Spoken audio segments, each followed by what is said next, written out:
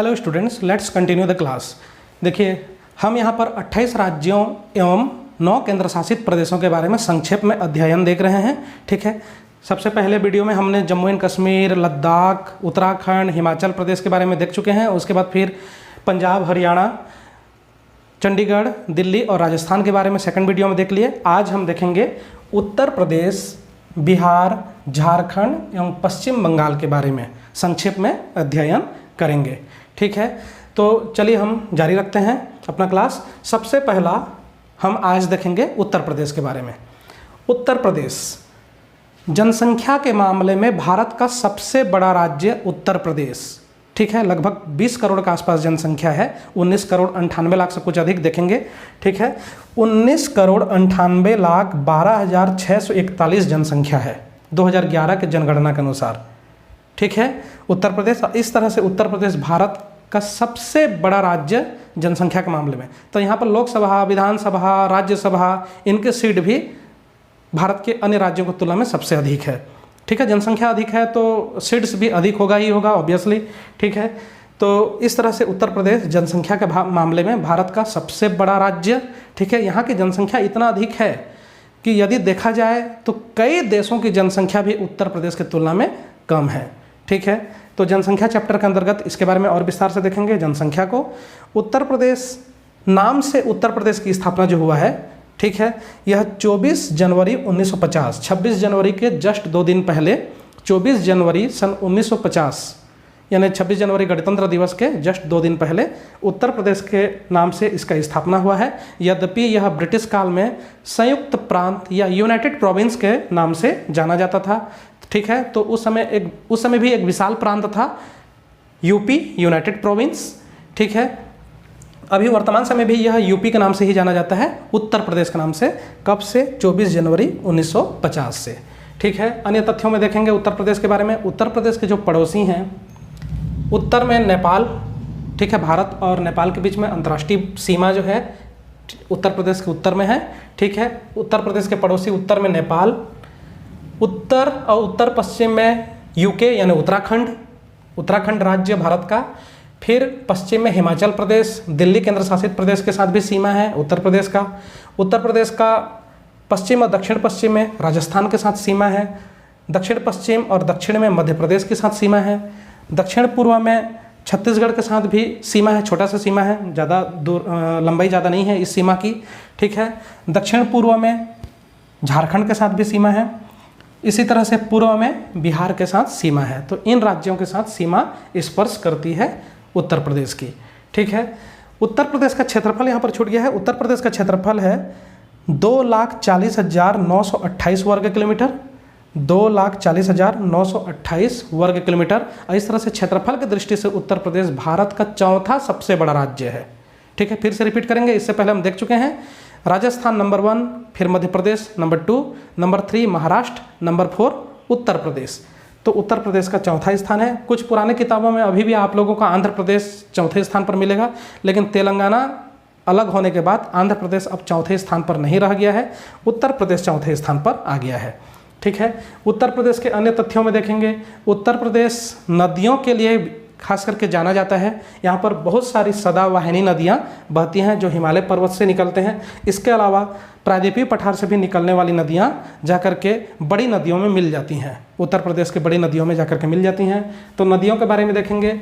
यमुना नदी उत्तराखंड के यमुनोत्री से इसका उद्गम होता है और उत्तर प्रदेश में यह आगे बहती है और दिल्ली उत्तर प्रदेश के बीच में सीमा भी बनाती है, हरियाणा उत्तर प्रदेश के बीच में सीमा बनाती है। ठीक है, उसी तरह से आगे यमुना नदी जो है मथुरा, आगरा से होते हुए आगे प्रयागराज के पास में जाकर के गंगा नदी में मिल जाती है। तो यमुना नदी, फिर गंगा नदी भी उत्तराखंड में हरिद्वार से आते हुए। ठीक है, गंगा नदी का उद्गम तो हम उत्तराखंड में देख चुके हैं। ठीक है, गंगोत्री का गोमुख ग्लेशियर, वहाँ से फिर यह हरिद्वार से आगे फिर उत्तर प्रदेश में प्रवेश करती है और कानपुर इसके तट पर स्थित है। कानपुर से बहते हुए आगे जाकर के प्रयागराज में इसमें यमुना नदी मिल जाती है। फिर गंगा नदी आगे वाराणसी से आगे होते हुए, ठीक है, पटना, बिहार के पटना से आगे होते हुए पश्चिम बंगाल में प्रवेश करती है और वहाँ से बांग्लादेश में प्रवेश कर जाती है गंगा नदी। अन्य नदियों में देखेंगे रामगंगा नदी जो उत्तर प्रदेश के एक महत्वपूर्ण नदी है और गंगा की सहायक नदी है। गोमती नदी जिसके तट पर लखनऊ शहर स्थित है, ठीक है, गंगा नदी की सहायक नदी गोमती नदी। उसी तरह से शारदा नदी, फिर घाघरा नदी, राप्ती नदी, ठीक है, ये कुछ महत्वपूर्ण सहायक नदियां हैं, गंगा नदी की सहायक नदियां उत्तर प्रदेश में। आगे जाकर के गंडक नदी, कोसी नदी भी गंगा की सहायक नदियां हैं जो बिहार में बहते हैं, ठीक है। तो इस तरह से ये उत्तर प्रदेश की मुख्य नदियां। अन्य नदियों में जो प्रायद्वीपीय पठार से निकलने वाली नदियां, ठीक है, सिर्फ हिमालय से निकलने वाली नदियां नहीं बहती यहाँ पर, प्रायद्वीपीय पठार से निकलने वाली नदियां भी दक्षिण से उत्तर की तरफ बहती हैं और मुख्य नदियों में जाकर के मिल जाती हैं। जैसे चंबल नदी, चंबल नदी इंदौर के पास में महू में इसकी उत्पत्ति होती है और आगे जाकर के यह यमुना नदी में मिल जाती है उत्तर प्रदेश में। उसी तरह से बेतवा नदी, केन नदी भी यमुना नदी में जाकर के मिल जाते हैं। केन बेतवा में लिंक परियोजना, केन बेतवा लिंक परियोजना इस पर संचालित की जा रही है, ठीक है। केन नदी बेतवा नदी हो गया। आगे जाकर के सोन नदी जो कि मध्य प्रदेश का अमरकंटक के पास से निकलती है और आगे जाकर के यह उत्तर प्रदेश में प्रवेश करती है, फिर वहाँ से आगे जाकर के बिहार में जाकर के छपरा के पास में गंगा नदी में मिल जाती है सोन नदी। तो ये कुछ महत्वपूर्ण नदियाँ। एक और महत्वपूर्ण नदी है रिहन नदी, ठीक है। रिहन नदी का उद्गम जो छत्तीसगढ़ में होता है और छत्तीसगढ़ से फिर यह उत्तर प्रदेश में सोनभद्र जिला में प्रवेश करती है और सोनभद्र जिला में रिहन नदी पर रिहन परियोजना संचालित की जा रही है। एक बांध बनाया गया है जिसमें एक विशाल जलाशय रिजर्वायर का निर्माण हुआ है जिसे गोविंद बल्लभ पंत सागर जलाशय कहा जाता है। गोविंद बल्लभ पंत सागर, ठीक है, इस जलाशय को कहा जाता है जो रिहन नदी पर बनाया गया है, ठीक है, बांध बनाया गया है। यहाँ पर पास में एक औद्योगिक नगर स्थित है रेणुकूट, जो कि एल्यूमिनियम कारखाना के लिए प्रसिद्ध है सोनभद्र जिले में, ठीक है। अन्य महत्वपूर्ण केंद्रों में देखेंगे तो उत्तर प्रदेश की राजधानी लखनऊ, जिसे नवाबों का शहर भी कहा जाता है, लखनऊ उत्तर प्रदेश की राजधानी गोमती नदी के तट पर स्थित है, ठीक है।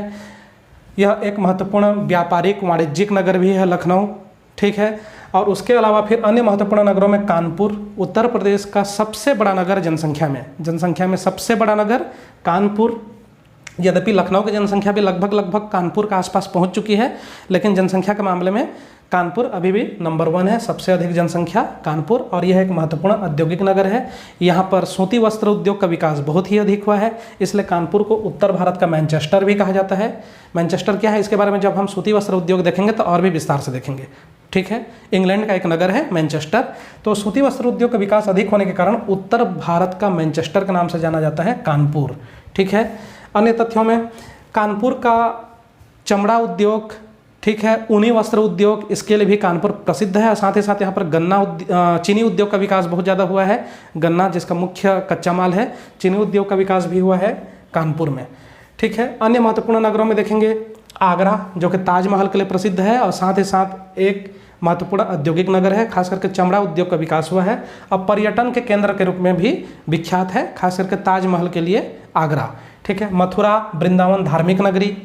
उसके अलावा गाजियाबाद जो दिल्ली का उपनगरीय क्षेत्र है, उत्तर प्रदेश में है, एक महत्वपूर्ण औद्योगिक व्यापारिक केंद्र है, व्यावसायिक केंद्र है। नोएडा, ग्रेटर नोएडा, ठीक है, ये भी उत्तर प्रदेश का महत्वपूर्ण औद्योगिक नगर, खास करके सॉफ्टवेयर इंडस्ट्री का विकास यहाँ पर ज़्यादा हुआ है। सॉफ्टवेयर IT इंडस्ट्री का विकास नोएडा, ग्रेटर नोएडा में, ठीक है, दिल्ली के उपनगरीय क्षेत्र में आता है, उत्तर प्रदेश में स्थित है। मुजफ्फरनगर, जहाँ पर चीनी उद्योग का विकास अधिक हुआ है। बरेली, ठीक है, महत्वपूर्ण नगरों में बरेली है, गोरखपुर है, ये महत्वपूर्ण नगरों में। आगे और देखते हैं प्रयागराज, जो कि गंगा और यमुना के संगम के लिए विश्वविख्यात है। यहाँ प्रति 12 वर्ष में कुंभ मेला का आयोजन किया जाता है, विशाल कुंभ मेला का आयोजन। कभी कभी तो 2-2 करोड़ तक श्रद्धालु वहाँ पर पहुँचे हैं, ठीक है, एक ही दिन में 2 करोड़ श्रद्धालुओं का पहुँचना, इस मामले में रिकॉर्ड भी स्थापित किया है प्रयागराज ने। प्रयागराज जो कि प्राचीन काल में ही भी इसके प्रयागराज के नाम से ही जाना जाता था, फिर जाकर के आगे जाकर के इसका नाम इलाहाबाद कर दिया गया, वर्तमान समय में फिर इसका नामकरण प्रयागराज कर दिया गया है। अन्य महत्वपूर्ण नगरों में वाराणसी भी उत्तर प्रदेश का एक महत्वपूर्ण धार्मिक केंद्र है और प्रयागराज और वाराणसी औद्योगिक नगर के रूप में भी प्रसिद्ध हैं, ठीक है। तो ये उत्तर प्रदेश के कुछ महत्वपूर्ण नगर। एक और नगर है झांसी, जो कि उत्तर प्रदेश में बुंदेलखंड का एक बड़ा नगर है, प्रसिद्ध नगर है झांसी। तो ये उत्तर प्रदेश के कुछ महत्वपूर्ण नगर। यहाँ पर एक महत्वपूर्ण नेशनल हाईवे गया हुआ है, नेशनल हाईवे नंबर 2, जो कि GT रोड है। हम GT road national highway number 1 के रूप में भी देख चुके हैं, दिल्ली से लेकर के अमृतसर, दिल्ली से लेकर के आगे मथुरा, आगरा होते हुए, कानपुर होते हुए, प्रयागराज, वाराणसी होते हुए, धनबाद, आसनसोल होते हुए, आगे दुर्गापुर होते हुए यह नेशनल हाईवे नंबर 2 कोलकाता तक गई हुई है। दिल्ली से कोलकाता नेशनल हाईवे नंबर 2, ये भी जीटी रोड ही है, ग्रांड ट्रंक रोड, ठीक है, जीटी रोड, जिसका निर्माण शेर शाह सूरी के द्वारा करवाया गया था। यह उत्तर प्रदेश का एक महत्वपूर्ण रोड है, नेशनल हाईवे नंबर 2, ठीक। तो ये उत्तर प्रदेश के संबंध में कुछ महत्वपूर्ण तथ्य। अन्य तथ्यों में देखते हैं दुधवा नेशनल पार्क उत्तर प्रदेश के उत्तर में स्थित नेपाल बॉर्डर के पास में एक महत्वपूर्ण नेशनल पार्क है, दुधवा नेशनल पार्क, ठीक है। ऐसे उत्तर प्रदेश में वनों का विस्तार उतना ज़्यादा नहीं हुआ है, कुछ वन सोनभद्र जिले में है, कुछ बुंदेलखंड के क्षेत्र में है, और कुछ उत्तर प्रदेश के उत्तर में तराई क्षेत्र में वन है। बाकी अधिकांश क्षेत्र यहाँ पर कृषि भूमि के रूप में प्रयोग किया जाता है, ठीक है। तो वनों का विस्तार उतना अधिक नहीं है। उत्तर प्रदेश में कृषि का विकास अगर देखते हैं तो उत्तर प्रदेश में कृषि का विकास बहुत ही अधिक हुआ है। यहाँ पर लगभग 75% जनसंख्या प्रत्यक्ष और अप्रत्यक्ष रूप से कृषि कार्यों से जुड़े हुए हैं। यह आंकड़ा जो 75% धीरे धीरे अब कम भी होती जा रही है, ठीक है।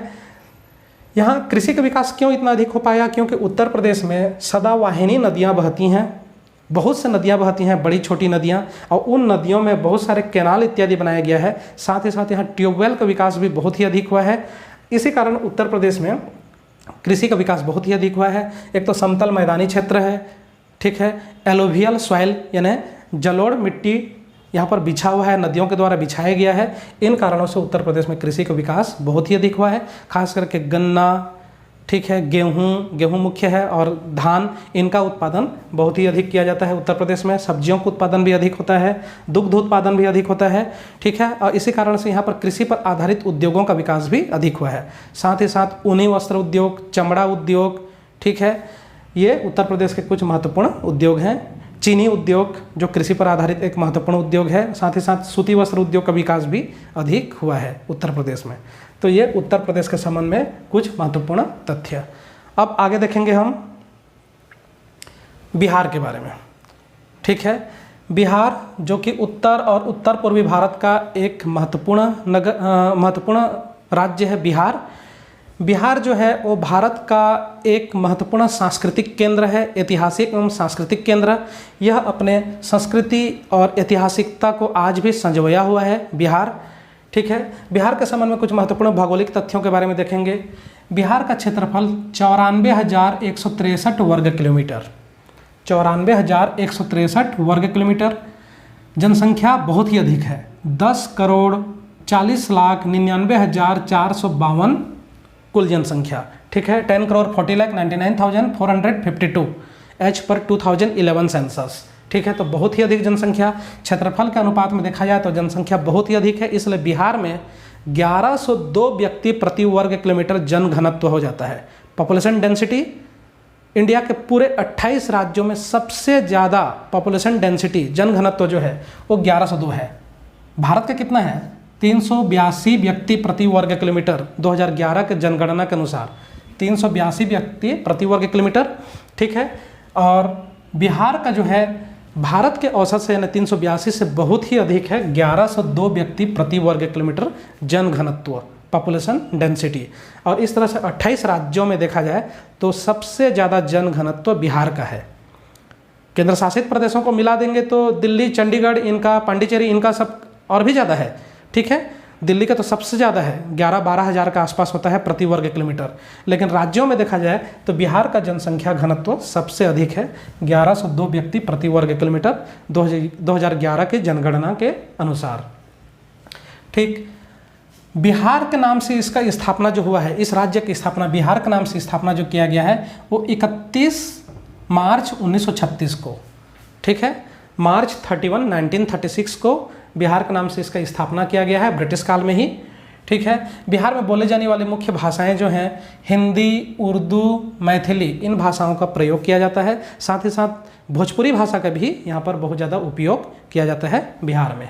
अन्य तथ्यों में देखेंगे बिहार की राजधानी पटना, महत्वपूर्ण प्रशासनिक, व्यापारिक, औद्योगिक नगर पटना, ठीक है। उसके अलावा अन्य महत्वपूर्ण नगरों में देखेंगे मुजफ्फरपुर तो उत्तर प्रदेश में है, मुजफ्फरनगर उत्तर प्रदेश में है। और मुजफ्फरपुर बिहार में है। ठीक है, तो मुजफ्फरपुर उत्तर प्रदेश बिहार का एक महत्वपूर्ण नगर। यह मुख्य रूप से रेल के डिब्बे जो हैं, रेलवे कोच, ठीक है, रेल के डिब्बे यहाँ पर बनाए जाते हैं, उसका कारखाना है। इसके अलावा अन्य नगरों में देखते हैं बिहार में, तो नालंदा विश्वविद्यालय, ठीक है, एक प्राचीन विश्वविद्यालय है। प्राचीन काल में इस विश्वविद्यालय की स्थापना किया गया था, नालंदा विश्वविद्यालय। इसे यूनेस्को के द्वारा विश्व धरोहर के रूप में इसे सूचीबद्ध किया गया है, लिस्टिंग किया गया है। तो यह एक यूनेस्को साइट है। Nalanda is the UNESCO site, one of the UNESCO site of India. ठीक है, भारत का एक महत्वपूर्ण यूनेस्को के द्वारा सूचीबद्ध किया गया वैश्विक धरोहर है। ठीक है, अन्य केंद्रों में देखेंगे, बिहार के महत्वपूर्ण केंद्रों में भागलपुर बिहार का एक महत्वपूर्ण नगर जो कि रेशमी वस्त्र उद्योग के लिए प्रसिद्ध है। रेशमी वस्त्र उद्योग के लिए भागलपुर प्रसिद्ध है। राजगीर ऐतिहासिक नगर है। ठीक है, राजगीर मौर्य काल का नगर राजगीर। और उसके अलावा बोध गया जो है वो गौतम बुद्ध के लिए प्रसिद्ध है। ठीक है, बोध गया, यहाँ पर एक अंतर्राष्ट्रीय हवाई अड्डा, इंटरनेशनल एयरपोर्ट की स्थापना भी किया गया है बोध गया में। उसके अलावा अन्य महत्वपूर्ण केंद्रों में देखेंगे बिहार में, तो बिहार में एक नेशनल पार्क का भी स्थापना किया गया है, वाल्मीकि नेशनल पार्क के नाम से नेशनल पार्क यहाँ पर स्थापित किया गया है बिहार में। ठीक है, बिहार की नदियों में यदि देखते हैं तो गंगा नदी का जो विस्तार हुआ है बिहार में भी हुआ है। उत्तर प्रदेश से बिहार में प्रवेश करके वो पश्चिम बंगाल से फिर बांग्लादेश में प्रवेश की है। तो बिहार की मुख्य नदी गंगा नदी। गंगा के सहायक नदियों में दक्षिण से सोन नदी बताया जा चुका है, छपरा के पास में जाकर के गंगा नदी में मिल जाती है। ठीक है, अन्य नदियों में गंडक नदी, कोसी नदी, ये गंगा की कुछ सहायक नदियां हैं। कोसी नदी में आए दिन बाढ़ आता रहता है, बारिश के दिनों में अक्सर बाढ़ आता रहता है। अभी वर्तमान समय में भी बारिश में यहाँ पर बाढ़ आया हुआ है। ठीक है, तो बाढ़ के समय में विकराल रूप धारण कर लेता है कोसी नदी। ठीक है, तो ये कुछ महत्वपूर्ण नदियाँ बिहार में। उसके अलावा अन्य तथ्यों में देखेंगे तो बिहार के जो पड़ोसी हैं, बिहार का पड़ोसी उत्तर में नेपाल है, भारत और नेपाल के बीच में बॉर्डर है। ठीक है, बिहार में भारत और नेपाल का बॉर्डर भी स्थित है। तो उत्तर में नेपाल, पश्चिम में उत्तर प्रदेश, दक्षिण में झारखंड, बिहार के दक्षिण में पड़ोसी झारखंड, और उसी तरह से बिहार के पूर्व में पश्चिम बंगाल। तो उत्तर प्रदेश, झारखंड, पश्चिम बंगाल, इनसे घिरा हुआ है बिहार, और उत्तर में नेपाल देश से भी घिरा हुआ है। ठीक है, तो ये हो गए बिहार के पड़ोसी। तो ये बिहार के संबंध में कुछ महत्वपूर्ण तथ्य। बिहार में कृषि का विकास बहुत ही अधिक हुआ है, क्योंकि बिहार जो है एक समतल मैदानी क्षेत्र है, और हिमालय से निकलने वाली नदियों के द्वारा यहाँ पर प्रायः प्रतिवर्ष बाढ़ के कारण यहाँ पर जलोढ़ मिट्टी बिछा दिया जाता है, एलुवियल सॉइल का फैलाव होता है। ठीक है, इसी वजह से यहाँ पर उपजाऊ मिट्टी का निर्माण होता है, जलोढ़ उपजाऊ मिट्टी के कारण बिहार में कृषि का विकास बहुत ही अधिक हुआ है। यहाँ पर धान का, गेहूं का, गन्ना का, जूट का उत्पादन बहुत ज़्यादा होता है। ठीक है, लेकिन प्रतिवर्ष आने वाले जो बाढ़ है एक मुख्य चुनौती है बिहार के लिए। ठीक है, और उसके अलावा यहाँ पर औद्योगिक विकास भी हुआ है, यद्यपि खनिज की प्राप्ति यहाँ पर उतना ज़्यादा नहीं होता। उत्तर प्रदेश और बिहार में खनिजों की प्राप्ति उतना ज़्यादा नहीं होता, लेकिन कृषि का उत्पादन अधिक होने के कारण कृषि आधारित उद्योगों का विकास अधिक हुआ है। तो बिहार में भी चीनी उद्योग का विकास अधिक हुआ है। साथ ही साथ कुछ स्थान पर जूट उद्योगों का स्थापना भी किया गया है। बरौनी में तेल शोधन कारखाना की स्थापना किया गया है बरौनी में। ठीक है, भागलपुर जो कि रेशमी वस्त्र उद्योग के लिए प्रसिद्ध है। ठीक है, मुजफ्फरपुर में रेल के डिब्बे बनाए जाते हैं। ठीक है, और उसके अलावा बोध गया जो है वो पर्यटन के लिए प्रसिद्ध है। बोध गया, नालंदा, पटना, ठीक है, ये पर्यटन के लिए प्रसिद्ध स्थान है। तो ये बिहार के संबंध में कुछ महत्वपूर्ण तथ्य। नेशनल हाईवे नंबर 2 ये भी कुछ दूरी तक बिहार में गया हुआ है, बिहार को क्रॉस करता है national highway number 2 GT road. ठीक, तो ये बिहार के संबंध में कुछ महत्वपूर्ण तथ्य। अब हम आगे देखेंगे झारखंड। ठीक है, झारखंड बिहार के दक्षिण में स्थित झारखंड राज्य, जिसका स्थापना 15 नवंबर सन 2000 को भारत के 28वें राज्य के रूप में किया गया। 15 नवंबर सन 2000 को, ठीक है, बिहार से अलग करके झारखंड का स्थापना किया गया। तो झारखंड जो है, इसके संबंध में कुछ महत्वपूर्ण तथ्य। झारखंड का कुल क्षेत्रफल 79,716 वर्ग किलोमीटर, 79,716 वर्ग किलोमीटर।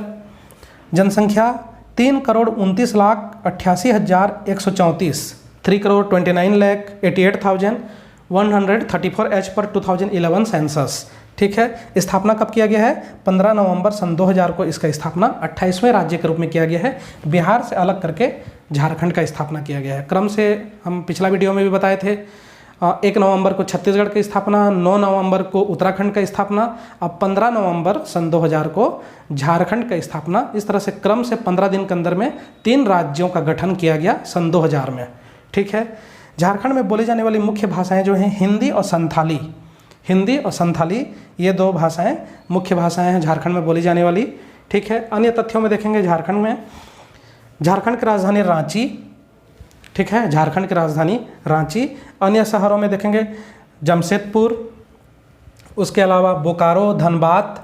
ठीक है, और भी हजारीबाग है। ठीक है, पलामू, हजारीबाग, ये कुछ महत्वपूर्ण नगर हैं।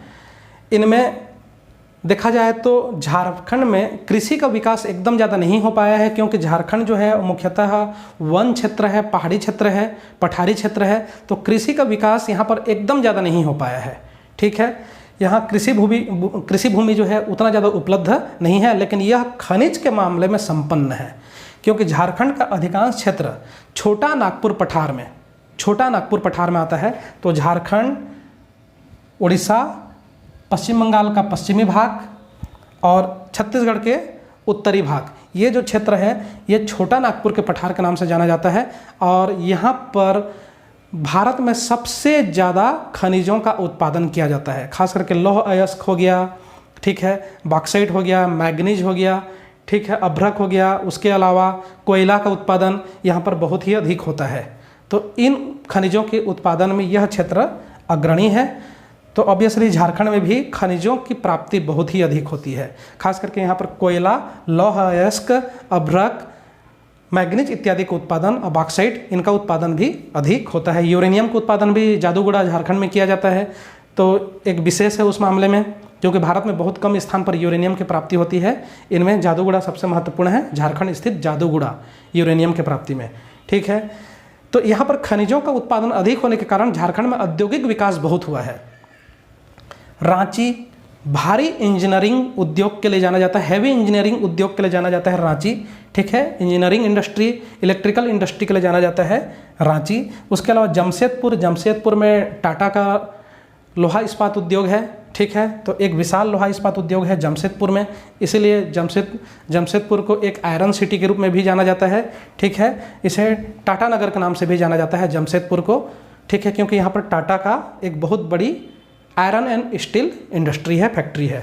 ठीक है, बोकारो में भी आयरन एंड स्टील इंडस्ट्री यानी लोहा इस्पात उद्योग का विकास किया गया है। धनबाद एक खनिज नगरी के रूप में जाना जाता है। यहाँ खनिजों को उत्पादन करने वाली बहुत सारे जो कार्यालय हैं, कंपनी है, इनका कार्यालय यहाँ पर स्थापित किया गया है। और धनबाद को एक खनिज नगरी के रूप में जाना जाता है। इसके आसपास के क्षेत्र में कोयले का उत्पादन अधिक होता है धनबाद के आसपास में। अन्य महत्वपूर्ण तथ्यों में देखेंगे झारखंड में तो हजारीबाग, पलामू, ठीक है, पलामू एक नेशनल पार्क भी है। ठीक है, और हजारीबाग यह भी एक वन्य जीवन अभ्यारण्य के रूप में प्रसिद्ध है हजारीबाग। ठीक है, और उसके अलावा झारखंड के नदियों में यदि देखते हैं तो यहाँ पर जमशेदपुर के पास में जो सुवर्ण रेखा नदी, ठीक है, सुवर्ण रेखा नदी ये झारखंड की एक महत्वपूर्ण नदी है, जिसके तट पर जमशेदपुर नगर स्थित है, सुवर्ण रेखा नदी। उसके अलावा अन्य नदियों में बाराकर नदी, दामोदर नदी। ठीक है, दामोदर नदी पर मल्टीपर्पज़ प्रोजेक्ट की स्थापना किया गया है, DVC, दामोदर वैली कारपोरेशन। ठीक है, दामोदर घाटी निगम का स्थापना किया गया है दामोदर नदी में। और यहाँ पर बहुत सारे डैम इत्यादि बनाए गए हैं, बहुत सारे जलाशयों का निर्माण किया गया है। उनमें से एक मैथान परियोजना है, उसी तरह से पंचेट परियोजना है, जो कि झारखंड और पश्चिम बंगाल के बॉर्डर में यह कुछ परियोजनाएं संचालित की जा रही हैं। कुछ डैम्स इत्यादि भी बनाए गए हैं। ये सब के सब DVC, दामोदर वैली कारपोरेशन के अंतर्गत आते हैं। ठीक है, तो ये कुछ महत्वपूर्ण नदियाँ हो गया। झारखंड में स्थित महत्वपूर्ण पहाड़ी में से एक पहाड़ी है राजमहल की पहाड़ी, जो कि झारखंड के उत्तर पूर्व में स्थित है, राजमहल की पहाड़ी। उसके अलावा झारखंड के संबंध में अन्य महत्वपूर्ण तथ्यों में देखेंगे तो अब झारखंड के पड़ोसी देख लेते हैं। झारखंड के उत्तर में बिहार स्थित है, झारखंड के उत्तर पश्चिम में उत्तर प्रदेश, झारखंड के दक्षिण पश्चिम में छत्तीसगढ़, झारखंड के दक्षिण में उड़ीसा और झारखंड के पूर्वी भाग में पश्चिम बंगाल स्थित है। इस तरह से झारखंड इन राज्यों से घिरा हुआ है। ठीक है, तो इनकी सीमाएं बिहार, उत्तर प्रदेश, छत्तीसगढ़, उड़ीसा और पश्चिम बंगाल के साथ स्पर्श करती है। किसी भी प्रकार से कोई अंतर्राष्ट्रीय सीमा, इंटरनेशनल बॉर्डर झारखंड में नहीं पड़ता। तो इस तरह से झारखंड क्या है, एक लैंड लॉक्ड स्टेट है। ठीक है, भू अवस्थित राज्य, लैंड लॉक्ड स्टेट है झारखंड। तो ये झारखंड के संबंध में कुछ महत्वपूर्ण तथ्य। अब आज लास्ट में देखते हैं पश्चिम बंगाल के बारे में, वेस्ट बंगाल। ठीक है, तो वेस्ट बंगाल या पश्चिम बंगाल यह भारत की एक प्राचीन राज्यों में से एक राज्य रहा है, प्राचीनतम राज्य में से एक राज्य। ठीक है, पहले यह बंगाल के नाम से जाना जाता था। ठीक है, फिर आगे जा कर के इसमें पुनर्गठन किया गया, बिहार अलग हो गया, उड़ीसा अलग हो गया। ठीक है, अब फिर आगे जा कर के पश्चिम बंगाल का नामकरण जो हुआ है वो नवंबर 1, 1956 के रूप को, ठीक है, पश्चिम बंगाल के रूप में इसका स्थापना जो किया गया है नवंबर 1, 1956, 1 नवंबर 1956 को पश्चिम बंगाल का स्थापना किया गया है। ऐसे ये बहुत ही प्राचीन प्रांत रहा है, पहले से ही बंगाल के रूप में ये एक बड़ा प्रांत रहा है, लेकिन पश्चिम बंगाल के रूप में इसका पुनर्गठन जो किया गया है 1 नवंबर 1956 को। इसका क्षेत्रफल देख लेते हैं, 88,752 वर्ग किलोमीटर में फैला हुआ है पश्चिम बंगाल। यहाँ जनसंख्या बहुत ही अधिक है, 9,12,76,115 एज पर 2011 सेंसस, 9,12,76,115 ये टोटल पॉपुलेशन है पश्चिम बंगाल का। और इस तरह से क्षेत्रफल की तुलना में जनसंख्या देखेंगे तो बहुत ही अधिक जनसंख्या है पश्चिम बंगाल में। ठीक है, पश्चिम बंगाल का जनसंख्या घनत्व तो 1000 व्यक्ति से भी अधिक है। जब हम पॉपुलेशन चैप्टर देखेंगे तब यहाँ इसके बारे में और विस्तार से देखेंगे। अब बिहार के बाद पश्चिम बंगाल भारत में दूसरा सबसे ज़्यादा जनसंख्या घनत्व रखने वाला राज्य है। अब कुल जनसंख्या में भी देखा जाए तो उत्तर प्रदेश, महाराष्ट्र, बिहार के बाद पश्चिम बंगाल की जनसंख्या सबसे अधिक है। कुल जनसंख्या में नंबर 1 कौन सा है? उत्तर प्रदेश, नंबर 2 महाराष्ट्र। ठीक है, अगले वीडियो में महाराष्ट्र के बारे में भी देखेंगे। उसके बाद फिर तीसरा स्थान बिहार का है, जनसंख्या 10 करोड़ से अधिक जनसंख्या है। और चौथा स्थान पश्चिम बंगाल का 9 करोड़ से अधिक जनसंख्या। तो पहला यूपी, दूसरा महाराष्ट्र, तीसरा बिहार और चौथा पश्चिम बंगाल जनसंख्या के मामले में सबसे अधिक जनसंख्या वाले राज्य। ठीक है, पश्चिम बंगाल में बोली जाने वाली मुख्य भाषा जो है बंगाली भाषा। बंगाली भाषा का प्रयोग मुख्य रूप से किया जाता है पश्चिम बंगाल में। पश्चिम बंगाल में अगर नदियों के बारे में देखेंगे तो गंगा नदी पश्चिम बंगाल में प्रवेश करती है और वहाँ से फिर बांग्लादेश चली जाती है।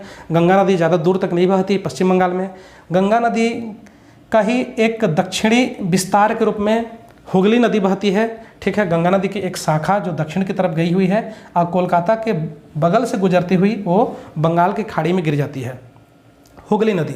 ठीक है, तो हुगली नदी के तट पर स्थित है कोलकाता। ठीक है, हावड़ा और कोलकाता के बीच में स्थित है हुगली नदी। और उसी प्रकार से अन्य नदियाँ देखते हैं तो दामोदर नदी एक मुख्य नदी है। ठीक है, दामोदर नदी। और उसके अलावा पश्चिम बंगाल के उत्तरी भाग में तीस्ता नदी बहती है। तीस्ता नदी जो एक महत्वपूर्ण नदी है पश्चिम बंगाल के उत्तरी भाग में। ठीक है, तो ये हो गया नदियाँ। पश्चिम बंगाल के कुछ महत्वपूर्ण नगरों में कोलकाता यह पश्चिम बंगाल की राजधानी है, महत्वपूर्ण वाणिज्यिक, व्यावसायिक, औद्योगिक नगर है। कोलकाता जो कि जूट उद्योग के लिए प्रसिद्ध है। ठीक है, जूट उद्योग का विकास कोलकाता में बहुत ही अधिक हुआ है। और उसके अलावा कोलकाता में सूती वस्त्र उद्योग इत्यादि और अन्य कई प्रकार के उद्योगों का भी विकास हुआ है। तो एक महत्वपूर्ण औद्योगिक नगरी भी है कोलकाता। भारत के सबसे बड़े महानगरों में से एक महानगर है कोलकाता। यहाँ पर डायमंड हार्बर और हल्दिया बंदरगाह भी स्थित है। कोलकाता के दक्षिण में डायमंड हार्बर और हल्दिया बंदरगाह भी स्थित है। ठीक है, अन्य नगरों में देखते हैं तो आसनसोल, दुर्गापुर ये औद्योगिक नगर हैं। ठीक है, दुर्गापुर में लोहा इस्पात उद्योग की स्थापना किया गया है ब्रिटेन के सहयोग से। ठीक है, तो ब्रिटेन के सहयोग से दुर्गापुर में लोहा इस्पात उद्योग का स्थापना किया गया है। इसके अलावा दार्जिलिंग जो है वो पश्चिम बंगाल का एक महत्वपूर्ण पर्यटन केंद्र है। प्रतिवर्ष लाखों की संख्या में पर्यटक दार्जिलिंग घूमने के लिए जाते हैं। ठीक है, तो ये पश्चिम बंगाल के कुछ महत्वपूर्ण नगर। ठीक है, अब अन्य तथ्यों में देखते हैं, पश्चिम बंगाल में कृषि का विकास बहुत ही अधिक हुआ है, क्योंकि पश्चिम बंगाल जो है यह खास करके गंगा और ब्रह्मपुत्र के डेल्टा के क्षेत्र में आता है, गंगा और ब्रह्मपुत्र के डेल्टाई क्षेत्र में आता है, और साथ ही साथ यहाँ पर गंगा, उसके सहायक नदियाँ, इसके द्वारा बड़ी मात्रा में जलोढ़ मिट्टी बिछा दिया गया है। इसी कारण से उपजाऊ जलोढ़ मिट्टी के कारण यहाँ पर कृषि का विकास बहुत ही अधिक हुआ है।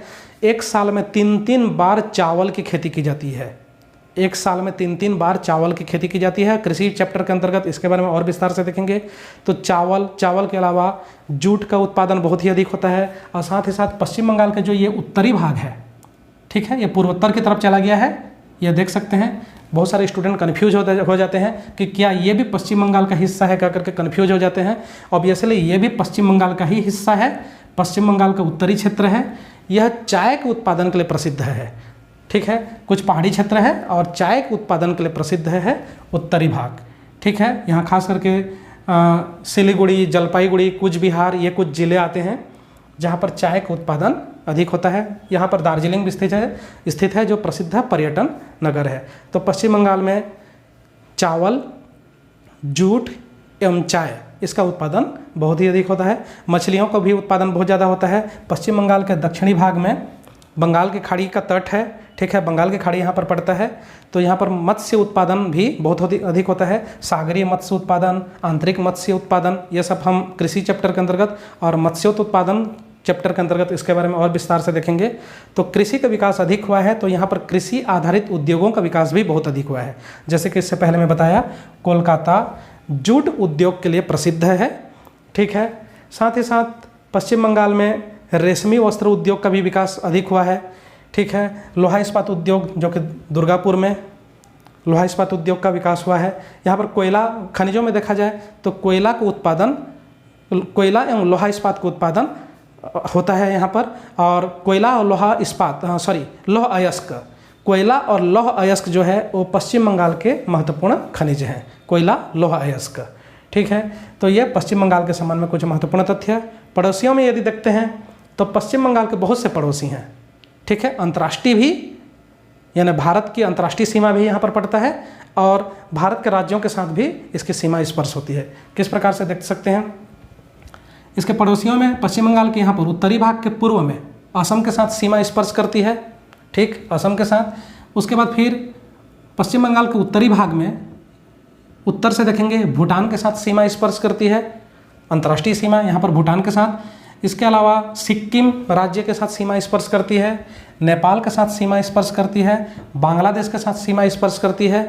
तो बांग्लादेश, भूटान और नेपाल, इस तरह से 3 अंतर्राष्ट्रीय सीमाएं स्पर्श करती है पश्चिम बंगाल के साथ, ठीक है। राज्यों में यदि देखते हैं तो बता चुका हूँ मैं, असम के साथ सीमा स्पर्श करती है, सिक्किम, बिहार, झारखंड और उड़ीसा, ठीक है, उड़ीसा के साथ भी सीमा स्पर्श करती है यहाँ पर।